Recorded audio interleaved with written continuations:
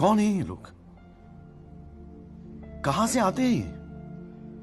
So hello दोस्तों, स्वागत है एक और न्यू एक्सप्लेनेशन में। तो मैं हूं आयुष और आप देख रहे हैं हमारे प्यारे इस चैनल अनएंडिंग एजुकेशन को। सो गाइस, आज के हमारे इस वीडियो में हम लोग हमारे विस्टास बुक का chapter number 2 the tiger king पढ़ेंगे।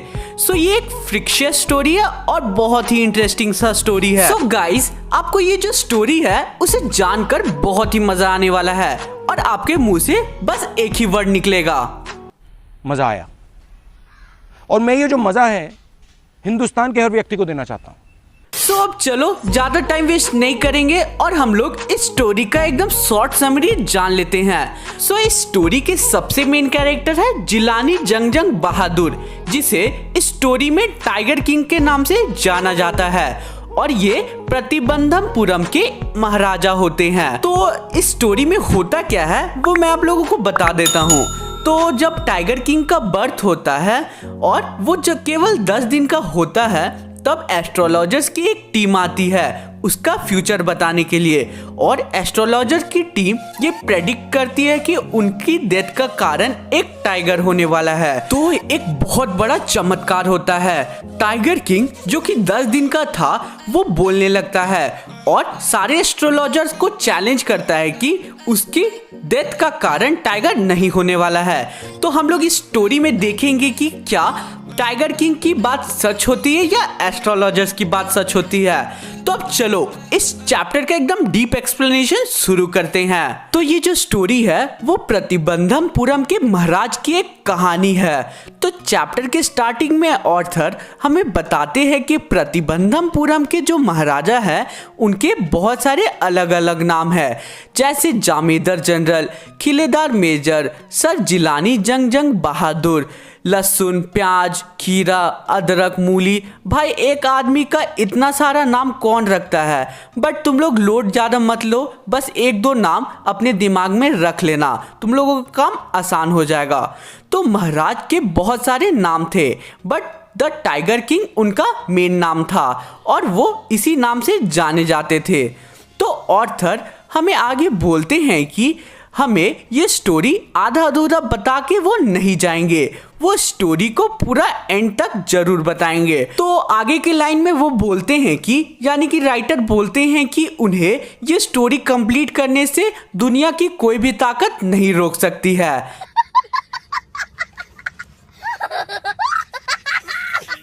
तो जब टाइगर किंग का बर्थ हुआ था तब एस्ट्रोलॉजर्स ने ये प्रेडिक्ट किया था कि एक दिन टाइगर किंग की डेथ हो जाएगी। तभी एक चमत्कार होता है, एक मिरेकल होता है। वो 10 डेज चाइल्ड वो बोलने लगता है जो कि टाइगर किंग के नाम से जाना जाता था। वो अचानक बोलता है कि जिसका भी जन्म इस दुनिया में हुआ है उसे एक ना एक दिन मरना ही है। और आपकी प्रेडिक्शन में कोई सेंस तभी होगा जब आप हम सबको ये बता सके कि मेरी डेथ कैसे होगी।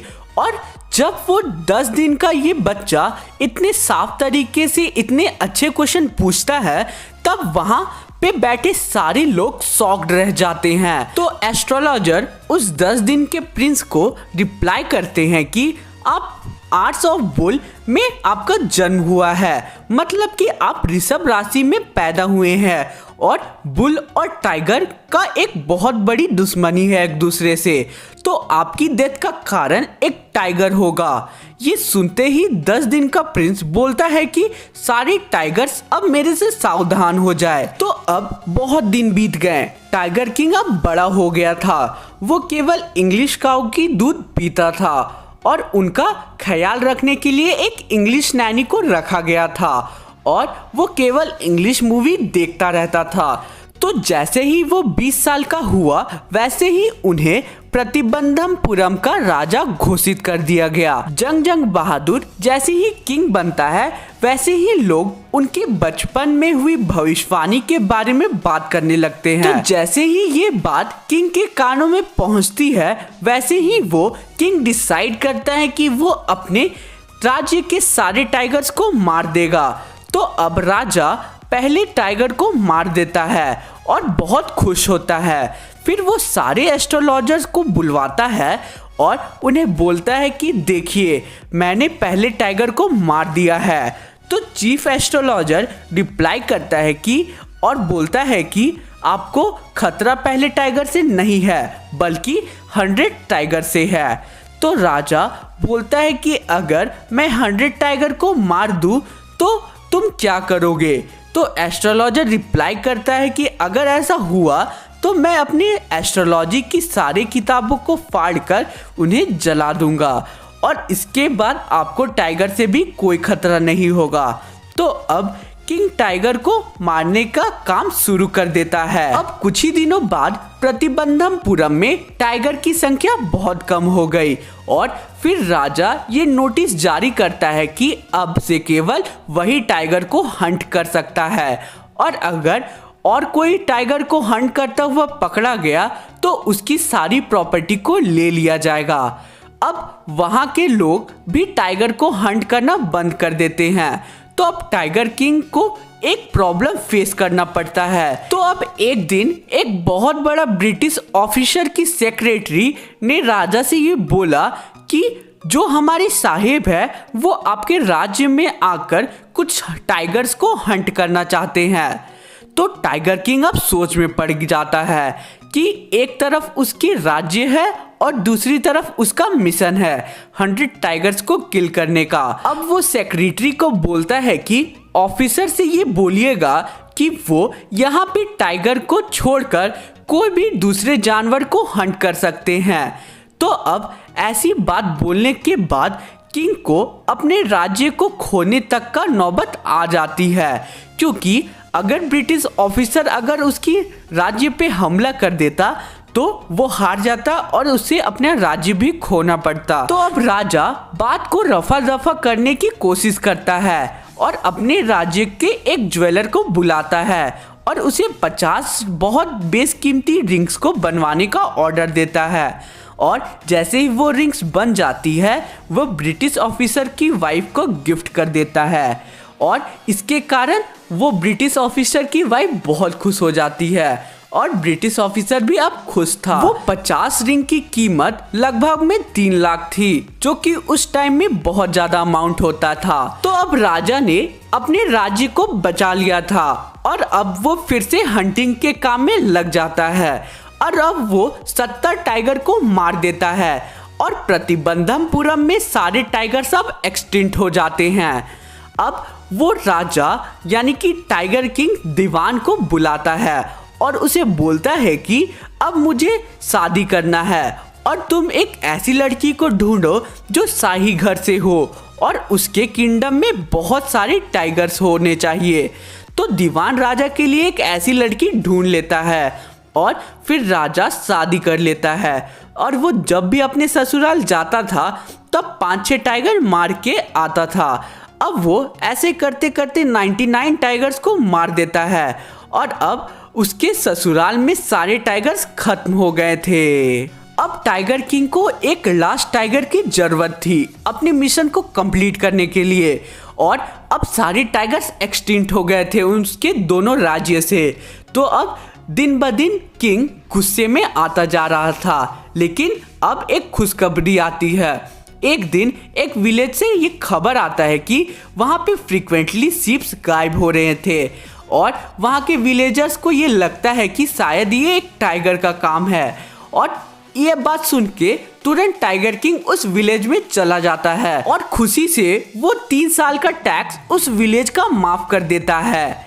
लेकिन बहुत दिनों तक टाइगर को ढूंढने पर भी विलेज में एक भी टाइगर नहीं मिला और अब किंग बहुत गुस्से में आ गया था और उसने ये डिसाइड किया कि वो विलेज का टैक्स 3 गुना तक बढ़ा देगा। तो अब किंग दीवान को अपने यहाँ बुलाता है और बोलता है कि मुझे जल्दी से जल्दी एक टाइगर चाहिए, तुम कुछ भी करके एक टाइगर लाओ।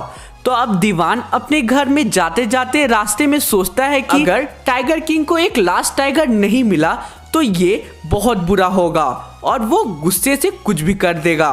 तो अब दीवान चेन्नई के पीपल्स पार्क से एक टाइगर को मंगवाता है और अपने फॉरेस्ट में छोड़ देता है जब किंग हंटिंग के लिए जाते हैं। तो अब किंग के सामने वो टाइगर आ जाता है और किंग गोली मार देते हैं उस टाइगर को, लेकिन किंग को लगता है कि वो टाइगर मर जाता है, लेकिन ऐसा नहीं था। उस टाइगर को गोली नहीं लगता है। बस वो गोली की आवाज सुनकर वो टाइगर बेहोश हो जाता है, क्योंकि वो जो टाइगर था वो बहुत ही ज्यादा बूढ़ा था। तो अब टाइगर किंग बहुत ज्यादा खुश था। उसे ये लग रहा था कि उसने 100 टाइगर को मार दिया, लेकिन ऐसा नहीं था। वो 100 टाइगर अभी भी जिंदा था। तो अब किंग अपने हंटर्स को ये आदेश देता है कि उस मरे हुए टाइगर का उसके कैपिटल सिटी में एक जुलूस निकाला जाए। तो अब जैसे ही हंटर उस टाइगर के पास जाते हैं, तब वो देखते हैं कि वो टाइगर अभी भी जिंदा है।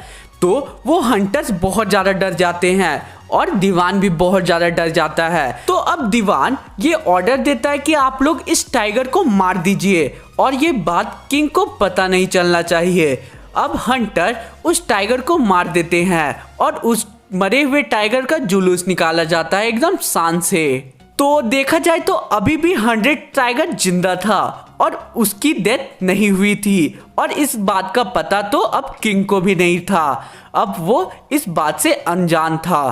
तो अब कुछ दिनों बाद टाइगर किंग के बेटे का बर्थडे आता है और टाइगर किंग उसे गिफ्ट के तौर पे एक वुडन टाइगर गिफ्ट करता है। अब उसका बेटा उसे बोलता है कि आप मेरे साथ इस वुडन टाइगर से खेलिए।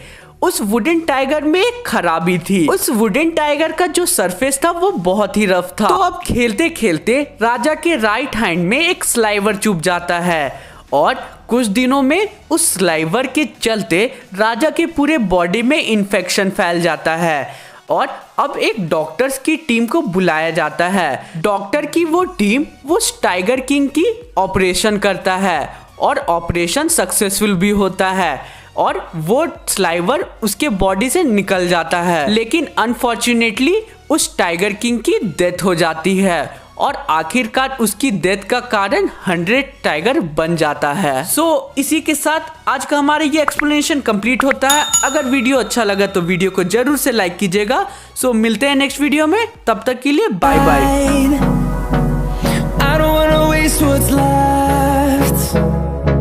The storms we chase are leading us, and love is